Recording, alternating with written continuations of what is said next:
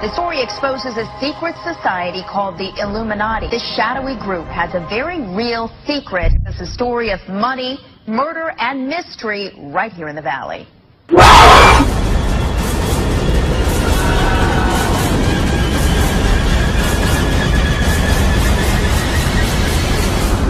I have tried to pretend that everything is okay, but everything is not okay. We will make a lot of money. We are all living in the world they've created. Other organizations that shall remain nameless.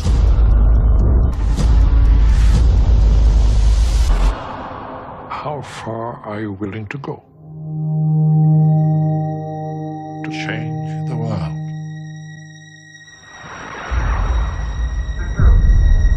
You must leave. If you do not disperse, you may be arrested and/or subject to other police action. Use of riot control agents and/or less lethal munitions.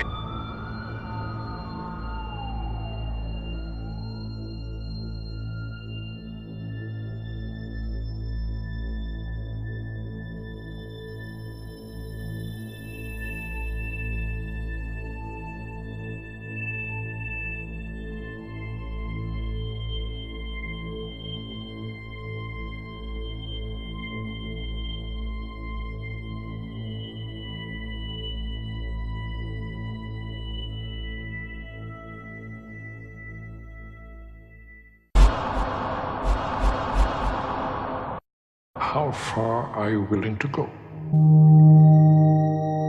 to change the world? You had better wake up and understand that there are people who are guiding your life and you don't even know it.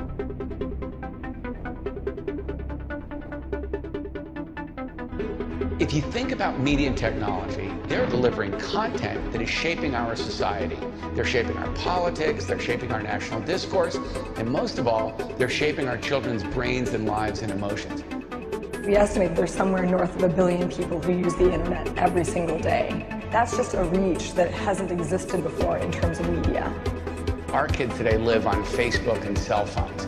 The diversity of the platforms means that those images are impacting your kid 24/7, and whatever restrictions existed when we were growing up simply don't exist today. Girls get the message from very early on that what's most important is how they look, that their value, their worth, depends on that. I got a call one day from an attorney woman I knew, and she said, "Would you like to meet one of the Rockefellers?" I said, "Sure, I'd love to." And we became friends, and he began to divulge a lot of things to me. So he said to me one night, he said that there's going to be an event there, and out of that event, you're going to see we're going to go into Afghanistan, so we can run pipelines from the Caspian Sea. We're going to go into Iraq to take the oil and establish a base in the Middle East, and we're going to go into Venezuela and try and get rid of Chavez. And the first two they've accomplished. Chavez they didn't accomplish. And he said you're going to see guys going into caves looking for looking for people that they're never going to find. You know, he was laughing about the fact that you have this war on terror. There's no real enemy. He's talking about how by having this war on terror, you can never win it because it's an eternal war. And so you can always keep taking people's liberties away. And I said, how are you going to convince people that this war is real? He said, but the media. The media can convince everybody it's real. I mean, you know, it's just that you keep talking about things, you keep saying it over and over and over again, and eventually people believe it. You know, you created the Federal Reserve in 1913 through lies. You create 9/11, which is another lie. Through 9/11, you're fighting a war on terror, and now all of a sudden you go into Iraq, which was another lie, and now they're going to do Iran. You know, and it's all one thing leading to another, leading to another, leading to another. Now, I would say, what are you doing this for? What's the point of this thing? You have all the money in the world you ever want. You have all the power. I said, you know, you're hurting people. It's not a good thing. And he would say, what do you care about the people for? Take care of yourself and you take care of your family. And then I said to him, what are the ultimate goals here? He said, the ultimate goal is to get everybody in this world chipped with the RFID chip and have all money be on those chips and everything on those chips. And if anybody wants to protest what we do or violate what we want, we just turn off their chip. We have a Florida family who are really pioneers in a brave new world. They have volunteered to be the first ever to have microchip identification devices implanted into their body. After 9/11, I was really concerned with the security of my family.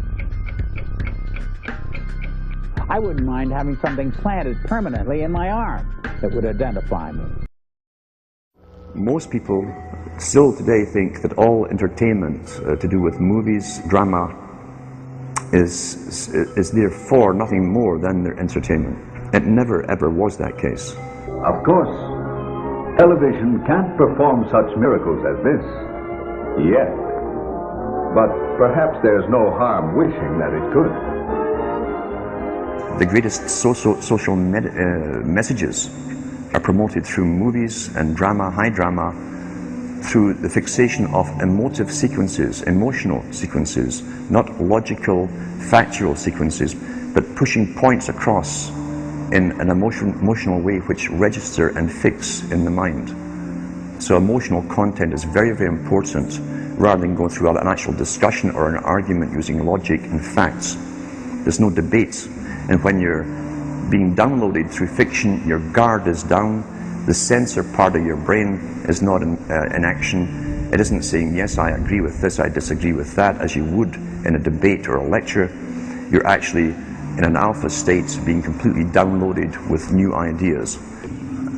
About 100 years ago, this big organization with many branches, they wanted to rule the world basically using Britain as a nucleus of a system, an embryo, which also was going to be joined with the US under the Anglo-American establishment, wrote about the kind of culture and the changes of culture over a 100-year period that they would actually design, implement and bring in. And H.G. Wells talked about it too. He talked about arenas. He says arenas could be put up across the world for sports, for instance. Now at that time, sports was something that children, school children were into. Adults became adults and got onto adult things. So it was unimaginable at the time that people could actually believe that there was even a need for adult sports and entertainment, never mind having arenas built across the world. But he said we can do this, and foist basically a sports culture for the males. Using a tribal system. We're all tribal to an extent, that's why we even bother to vote for a tribal leader. This is well understood, that's why we're supplied with these leaders. And because the average man was to become more disengaged from his own destiny, as the expert class arose, it was decided that the males would get their outlet basically, gradually becoming helpless as males through sports. Therefore they'd have a tribal team they could identify with. They could cheer them on as they were winning. In their own personal lives, they were getting nowhere. They were getting disenfranchised in a sense as experts took over decision making for them in all kinds of fields. So this was psychology at use, planned before they even implemented the sports. When radio came along, of course, they used that to the maximum. Sports for the men, soaps basically for the women. And then in came television, as I say, with its alpha state, its hypnotic state. And sure enough, around the 1960s, really, 50s and 60s, it took off. It really, really took off. And men became glued on Saturday nights to the sports shows. A culture industry, which is called by its own the culture industry. The Soviet Union had a department called the culture industry. Their actors and directors were called the cultural leaders, because they would, like a computer, people are like computers, all you have to do is keep giving them new updates every so often, and you can change an entire country or a nation or a block of nations. We're all getting the same upgrades at the same time along certain paths. Today we call it political correctness. Most people want to belong to their peer group. They want to be the same as everyone else when it comes to opinions. In fact, they judge their own personal sanity by bouncing ideas off their neighbours and friends who will answer back and agree on these same topics in kind. It doesn't matter if the topics or what you're given are facts or utter nonsense, as long as everyone agrees at the same time. You'll say, well, I'm sane, and your friends will all agree because they've had the same information given to them. If it's on TV and a famous face says something, then it must be true. He doesn't have to show you facts or anything else. You've been brought up with these faces. That's why they keep these guys on television into their 70s and 80s. You've grown up with this father figure who's on television every night at 6 o'clock, in your house, in your room, staring right at you. And he's a father figure. Would he tell you a lie? So you naturally never suspect him. And this same man will lead you through new topics. He'll introduce experts on the topics. They'll have a little summary at the end of every talk, and you are now left with the conclusion that's presented to you. You don't arrive at it, it's given to you, and it's good enough for you. We're programmed today perfectly, just like machines.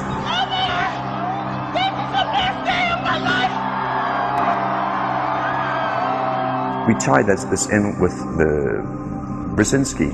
Brzezinski said in 2 Ages. Now this guy was way up with the NSA.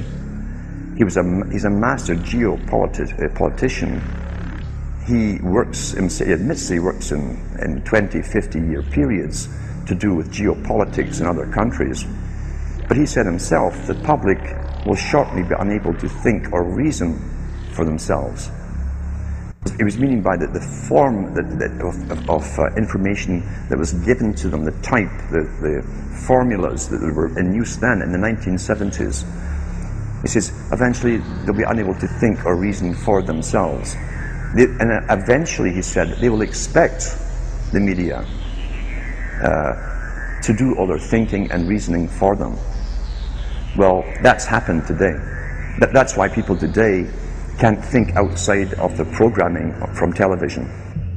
This is a scientific dictatorship which Bertrand Russell said, and the Huxleys said, both Aldous and Julian Huxley said they would bring in the scientifically controlled society.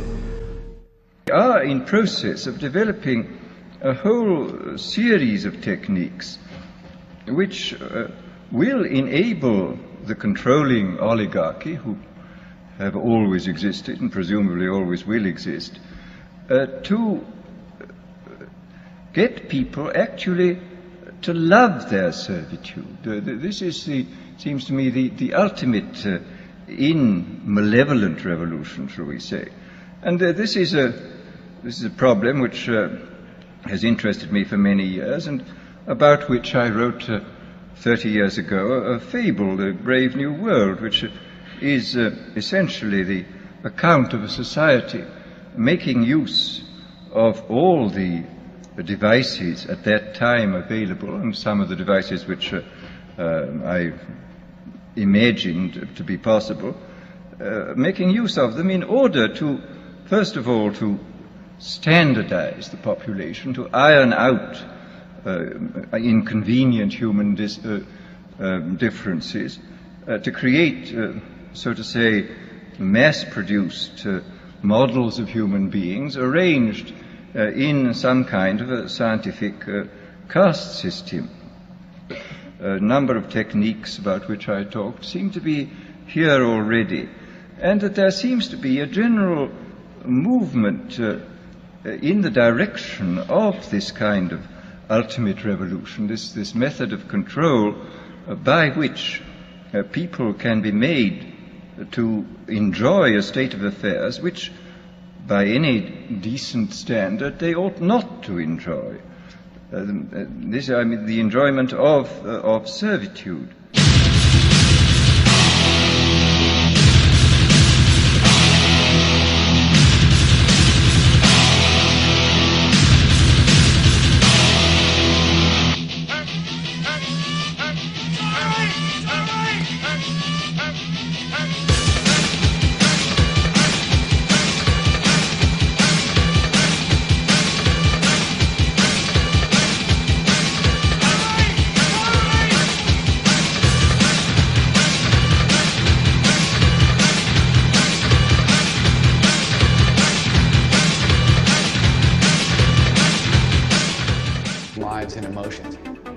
estimate there's somewhere north of 1 billion people who use the internet every single day. That's just a reach that hasn't existed before in terms of media. Our kids today live on Facebook and cell phones. The diversity of the platforms means that those images are impacting your kid 24/7, and whatever restrictions existed when we were growing up simply don't exist today. Girls get the message from very early on that what's most important is how they look, that their value, their worth, depends on that. I got a call one day from an attorney woman I knew. Living in the world they created. Other organizations that shall remain nameless.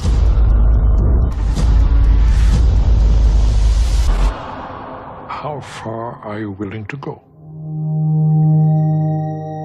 to change the world?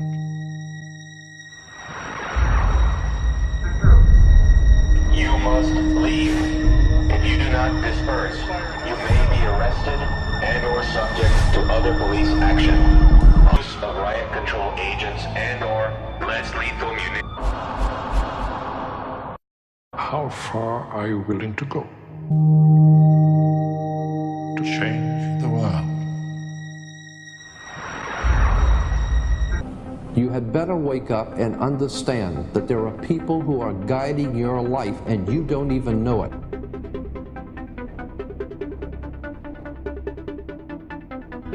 If you think about media and technology, they're delivering content that is shaping our society. They're shaping our politics, they're shaping our national discourse, and most of all, they're shaping our children's brains and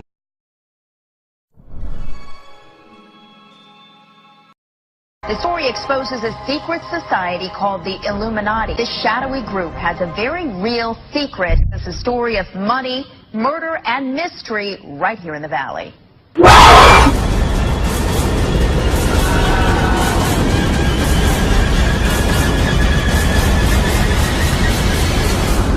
I have tried to pretend that everything is okay, but everything is not okay. We will make a lot of money. We are all